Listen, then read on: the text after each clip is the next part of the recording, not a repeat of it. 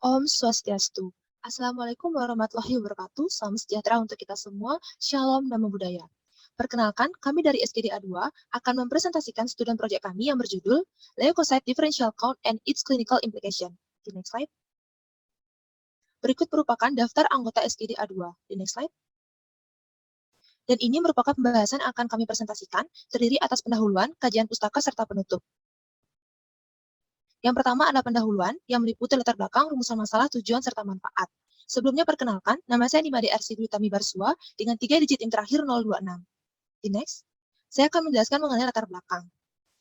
Darah merupakan cairan pengangkut yang berperan dalam transportasi oksigen serta nutrisi ke seluruh bagian tubuh, di mana salah satu sel darah yang paling penting dalam pertahanan tubuh adalah leukosit. Sel leukosit ini memiliki jumlah yang berbeda-beda di dalam setiap tubuh, sehingga leukosit dapat dijadikan sebagai penentu atau indikator kondisi kesehatan seseorang. Salah satu cara untuk mengetahui kondisi tubuh seseorang dengan menghitung jumlah dari leukosit, yaitu dengan menggunakan diferensial leukosit. Diferensial leukosit adalah persentase distribusi jenis leukosit pada film yang diwarnai. Terdapat 2 metode dalam menentukan jumlah diferensial leukosit, yaitu metode manual serta metode otomatis, di mana metode manual dianggap sebagai gold standar dalam pemeriksaan ini. Diferensial leukosit ini dapat membantu mendiagnosis penyakit serta kondisi lain yang mempengaruhi satu atau lebih jenis sel darah putih. Selain itu, hasil jumlah diferensial leukosit ini juga dapat membantu dalam menentukan manifestasi klinis dari suatu penyakit yang didasarkan atas berbagai jenis sel leukosit yang terlihat dari pemeriksaan. Maka dari itu, penting bagi kita memahami diferensial leukosit serta implikasi klinisnya. Di next slide. Baik, akan saya lanjutkan. Sebelumnya perkenalkan, nama saya Nikita Lantari Dewi dengan 3 digit terakhir 023. Next slide. Selanjutnya saya akan memaparkan mengenai rumusan masalah. Yang pertama, apa yang dimaksud dengan diferensial leukosit? Yang kedua, bagaimana metode jumlah diferensial leukosit secara manual? Yang ketiga, bagaimana metode jumlah diferensial leukosit secara otomatis? Dan yang terakhir, bagaimana implikasi klinis dari diferensial leukosit? Next slide. Selanjutnya ada tujuan penulisan. Yang pertama, mengetahui definisi dari diferensial leukosit. Yang kedua, mengetahui metode jumlah diferensial leukosit secara manual. Yang ketiga, mengetahui metode jumlah diferensial leukosit secara otomatis. Dan yang terakhir, mengetahui implikasi klinis dari diferensial leukosit. Next slide. Selanjutnya ada manfaat penulisan. Yang pertama, manfaat bagi mahasiswa. Hasil kajian literatur ini diharapkan dapat memberikan manfaat dalam memperoleh pemahaman yang lebih baik tentang diferensial leukosit. Yang kedua, manfaat bagi instansi pendidikan. Hasil kajian literatur ini diharapkan dapat memberikan informasi tambahan atau referensi untuk mengembangkan kebijakan penulisan penelitian di dunia medis, khususnya mengenai diferensial leukosit. Next slide. Baik, terima kasih. Sebelumnya perkenalkan, nama saya Niputu Mahadewi dengan 3 digit yang terakhir 038. Boleh next slide. Selanjutnya adalah kajian pustaka yang berisi definisi, metode, dan implikasi. Yang pertama adalah definisi dari diferensial leukosit. Definisi dari diferensial leukosit adalah persentase distribusi jenis dan jumlah leukosit pada film yang diwarnai. Untuk metodenya terdapat 2 jenis, yaitu yang pertama manual, contohnya adalah hapusan darah, yang kedua otomatis, contohnya adalah automated hematology analyzer. Next slide. Selanjutnya adalah perbandingan kerugian dan keuntungan dari kedua metode. Yang pertama adalah keuntungan. Metode manual, keuntungannya yang pertama yaitu validasi metode otomatis, yang kedua itu lebih murah dan lama, karena hanya melibatkan pengaturan lab minimal. Keuntungan dari metode otomatis, yang pertama deteksi spesimen tepat atau akurat, dan yang kedua hasil cepat. Untuk kerugiannya, metode manual itu yang pertama perlu keahlian khusus dari analis dan ketelitian penuh, dan yang kedua jika hapusan terlalu tebal atau tipis, identifikasi sel sudah dilakukan. Untuk kerugian dari metode otomatis, yang pertama bisa terjadi hasil palsu. Contohnya adalah jumlah leukosit rendah palsu dapat diamati karena aglutinasi adanya EDTA. Yang kedua itu harga alat itu lebih mahal.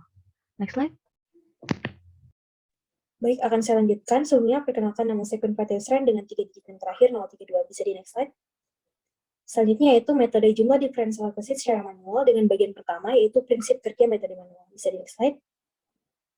Perhitungan diferensial leukosit secara manual merupakan pemeriksaan persentase dan jumlah leukosit dalam darah dengan mengamati apusan secara langsung yang dimanfaatkan untuk mengetahui infeksi, reaksi alergi, dan kondisi kesehatan pasien lainnya apabila terdapat anomali pada pengujian otomatis. Penghitungan sel leukosit secara manual dilakukan hingga 100 sel leukosit teramati dan dicatat pada penghitung sel diferensial. Pengamatan yang baik dilakukan pada daerah yang tidak terlalu tipis ataupun terlalu tebal.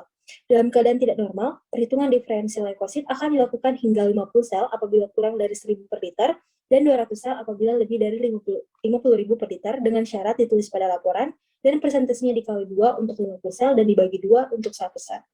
Bisa di next slide. Izin melanjutkan, perkenalkan saya Yuda Bagus Kade Dwi Diksa Pranata dengan 3 digit yang terakhir 040. Next slide.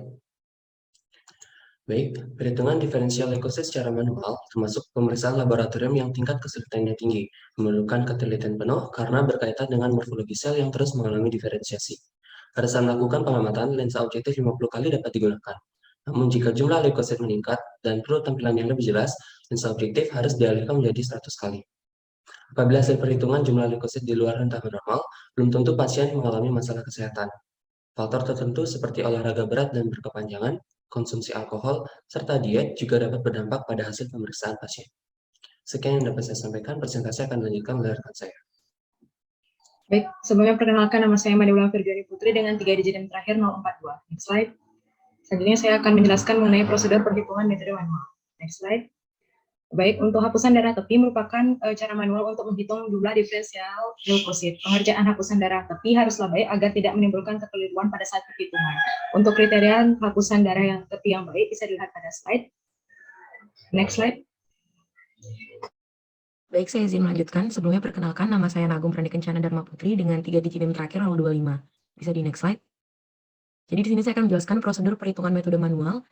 Yang pertama itu identifikasi dilakukan di daerah perhitungan atau counting area dengan perbesaran lensa objektif 100 kali. Kemudian identifikasi sel dimulai dari satu sisi bergerak ke sisi lain, kemudian kembali ke sisi semula dengan arah zigzag berjarak kurang lebih 3 lapang pandang. Bisa di next slide. Kemudian untuk memudahkan perhitungan, maka dibuat tabel penghitungan jenis leukosit seperti berikut. Kemudian jenis leukosit yang mula-mula terlihat dimasukkan dalam kolom 1. Bila jumlah sel sudah 10, maka pindah ke kolom 2. Nah, kemudian tiap kolom mengandung 10 sel yang sudah diidentifikasi, dan bila ke 10 kolom sudah terisi berarti sudah 100 leukosit yang diidentifikasi dan dihitung. Bisa di next slide. Ini tabel nilai rujukan normal dari jumlah diferensial leukosit. Bisa di next slide. Baik, terima kasih. Akan saya lanjutkan. Perkenalkan, saya Maldini Arina dengan 3 digit NIM terakhir 034. Bisa bantu di next slide. Pada kesempatan kali ini saya akan menjelaskan mengenai prinsip dari metode kerja otomatis dari penghitungan leukosit. Jadi berdasarkan jumlah leukosit yang berubah-ubah, maka metode otomatis ini sangat diperlukan karena prinsip kerja ini menggunakan prinsip kerja impedensi di mana nantinya sel-sel darah akan melewati sebuah celah yang menyebabkan adanya tegangan listrik daripada elektroda. Nah, perubahan dari tegangan listrik pada elektroda ini nantinya akan dihitung. Nah, yang dihitung itu adalah jumlah selnya, ukuran sel, volume, jenis sel, dan juga granula-granula yang dihasilkan oleh sel-sel darah yang melewati elektroda. Bisa bantu di next slide. Nah, kelebihan dari alat hematology analyzer ini adalah yang pertama itu cepat, yang kedua akurat, yang ketiga presisi tinggi, dan juga memiliki sampel yang banyak. Sehingga penghitungan leukosit akan menjadi lebih baik dan lebih cepat hasilnya. Baik, bisa di next slide. Selanjutnya akan dilanjutkan oleh teman saya. Baik, perkenalkan nama saya Hana Syedida dengan 3 digit NIM terakhir 024. Bisa di next slide. Selanjutnya ada prinsip kerja light scattering yang tidak berbeda jauh dengan metode impedance counting, yaitu dengan menggunakan larutan darah. Teknik yang digunakan dalam metode ini yaitu dengan menggunakan sinar laser yang apabila suatu sel terkena sinar, maka sinar tersebut akan dipancarkan atau dihamburkan.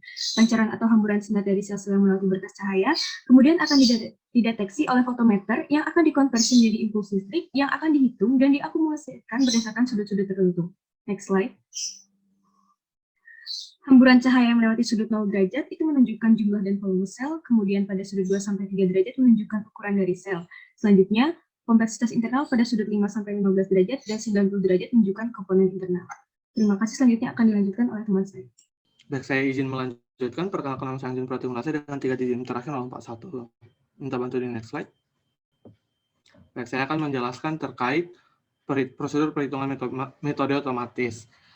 Perhitungan metode otomatis ini menggunakan alat automatic hematology analyzer. Alat ini bekerja secara otomatis untuk mengukur dan menghitung sel-sel darah berdasarkan variasi impedansi aliran listrik atau berkas cahaya terhadap sel-sel yang dilalui. Automatic hematology analyzer ini bekerja berdasarkan prinsip flow cytometer yang merupakan metode yang digunakan untuk mengukur jumlah dan sifat-sifat sel yang dilapisi oleh aliran cairan melalui celah sempit. Metode inilah yang akan digunakan untuk menghitung leukosit berdasarkan prinsip impedansi atau menghitung perbedaan tahanan listrik. Kemudian ukuran dan jumlah leukosit ditunjukkan dengan tinggi dan rendahnya tahanan listrik, sehingga metode ini dapat mengidentifikasi jumlah leukosit. Next slide. Adapun cara kerja dari automatic hematology analyzer adalah sebagai berikut. Pertama, pastikan sampel darah dan antikoagulan sudah homogen. Kemudian pada layar automatic hematology analyzer tekan tombol WB, selanjutnya tekan tombol ID dan masukkan nomor sampel, kemudian tekan enter pada layar. Selanjutnya tekan bagian atas tempat sampel dan letakkan sampel dalam adaptor, kemudian tutup kembali tempat sampel dan tekan run. Kemudian alat akan bekerja secara otomatis dan setelah beberapa saat hasil akan muncul pada layar secara otomatis. Kemudian catatlah atau cetak hasil pemeriksaan dari sampel darah tersebut. Next. Baik, perkenalkan nama saya Nikada Selaswedin Syawis dengan 3 digit NIM terakhir 030. Baik, bisa di next slide. Baik, untuk kelebihan dan kelemahan automatic hematology analyzer adalah sebagai berikut. Untuk kelemahannya sendiri adalah pada perhitungan jumlah sel leukosit atau trombosit bisa saja hasilnya rendah karena dikarenakan beberapa sel yang tidak terhitung dikarenakan memiliki bentuk yang abnormal. Baik, bisa di next slide. Beberapa sumber kesalahan dalam pemeriksaan automatic hematology analyzer adalah sebagai berikut. Salah satunya adalah alat yang bekerja tidak stabil atau tidak berfungsi dengan normal dan dalam keadaan kotor. Baik, bisa di next slide. Baik, terima kasih atas waktunya. Sebelumnya perkenalkan nama saya Ido Nyumaditya Madiputra dengan 3 digit yang terakhir 022. Yang pertama, saya akan menjelaskan mengenai implikasi klinis diferensial leukosit, di mana seperti yang kita tahu ada 5 jenis leukosit, yaitu neutrofil, limfosit, basofil, monosit, dan eosinofil. Dengan perhitungan leukosit, kita dapat mengukur jumlah sel darah putih yang ada di dalam tubuh kita, dan persentasenya disebut juga dengan diferensial leukosit. Nah, dalam menafsirkan hasil diferensial leukosit, biasanya para penyedia layanan kesehatan akan perlu memperhatikan beberapa faktor, seperti tanda, gejala, riwayat medis, dan tinggi atau rendahnya setiap jenis sel darah putih yang ada. Selanjutnya saya akan menjelaskan mengenai penyebab tinggi atau rendahnya perhitungan pada masing-masing sel darah putih. Yang pertama yaitu neutrofil, di mana tinggi perhitungan disebut juga dengan neutrofilia dan rendahnya perhitungan disebut juga neutropenia. Untuk penyebabnya bisa dilihat pada tabel. Lalu yang kedua ada limfosit, di mana tingginya perhitungan disebut juga dengan limfositosis, dan rendahnya perhitungan disebut juga dengan limfositomenia, di mana untuk penyebab-penyebabnya bisa dilihat pada tabel. Sekian dari saya, terima kasih. Baik, akan saya lanjutkan. Perkenalkan nama saya Iman Agus Diwasanta dengan 3 digit NIM terakhir 039. Next slide. Di sini saya akan melanjutkan pembahasan mengenai penyebab tinggi rendahnya perhitungan diferensial leukosit. Nah, yang ketiga ada basofil, di mana tingginya perhitungan dari basofil ini sering disebut dengan basofilia, di mana penyebabnya ada reaksi alergi akut, inflamasi, dan juga ada leukemia. Sedangkan untuk rendahnya perhitungan dari basofil ini sering disebut dengan basopenia, di mana jumlahnya itu memang selalu rendah pada darah. Next slide. Yang keempat ada monosit. Nah, tingginya perhitungan dari monosit ini sering disebut dengan monositosis yang disebabkan oleh infeksi kronis, infeksi di dalam jantung, penyakit pembuluh darah kolagen, dan lengkapnya bisa kita lihat pada tabel. Kemudian untuk rendahnya perhitungan ini sering disebut dengan monositopenia. Nah, biasanya satu hitungan rendah itu tidak signifikan secara medis, sehingga hitungan rendah yang berulang dapat menunjukkan kerusakan dan juga ada hairy cell leukemia. Next slide. Nah, yang kelima itu ada eosinofil. Nah, tingginya perhitungan dari eosinofil ini sering disebut dengan eosinofilia yang disebabkan oleh asma, reaksi obat, inflamasi kulit, infeksi parasit, dan juga lebih lengkapnya dapat kita lihat pada slide. Kemudian untuk rendahnya perhitungan dari eosinofil ini sering disebut dengan eosinopenia. Nah, ini sering kali sulit ditentukan karena jumlahnya biasanya rendah dalam darah. Sekian dari saya akan dilanjutkan oleh rekan saya. Terima kasih. Baik, akan saya lanjutkan. Yang selanjutnya yaitu adalah penutup. Yang pertama ada kesimpulan.